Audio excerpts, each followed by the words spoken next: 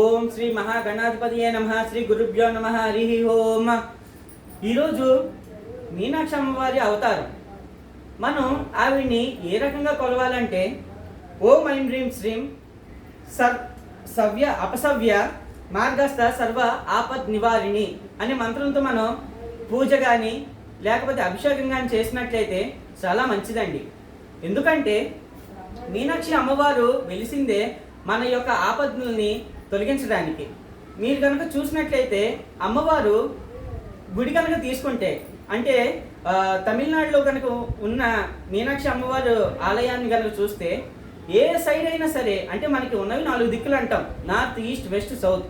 ఏ డైరెక్షన్లో వెళ్ళినా సరే ఆవిడని చేరుకోవచ్చు. అంటే 4 ముఖద్వారాలు ఉన్నాయి. అట్లానే మన అమ్మవారికి మనం సవ్యంగా ఉన్నా అపసవ్యంగా ఉన్నా, మనం ఇందాక నేను చెప్పిన మంత్రం కనుక చూసినట్టయితే సవ్యం అపసవ్యం అంటే మనం మంచి చేసినా చెడు చేసినా, మనం కావాలని చేస్తున్నచ్చు, కొన్ని కావాలని చేయకపోవచ్చు. కానీ ఏ మార్గంలో వెళ్ళినా సరే, అంటే నార్త్, ఈస్ట్, వెస్ట్, సౌత్, ఈ డైరెక్షన్లో కావచ్చు, మంచి మార్గంలో కావచ్చు, చెడు మార్గంలో కావచ్చు, ఏ డైరెక్షన్లో వెళ్ళినా సరే అమ్మ నువ్వే నా ఆపదని తీర్చు అని దండం పెట్టుకుని ఆవిడ యొక్క శరణు కోరితే మనల్ని ఆవిడ మన యొక్క ఆపదల నుండి బయటపడేస్తుంది. సో అందుకని ఈరోజు ప్రత్యేకంగా ఓం ఐం హ్రీం శ్రీం సవ్య అపసవ్య మార్గస్థ సర్వ ఆపద్ నివారిణి అనే మంత్రంతో మీరు జపిస్తే చక్కటి ఫలితం ఉంటుందండి.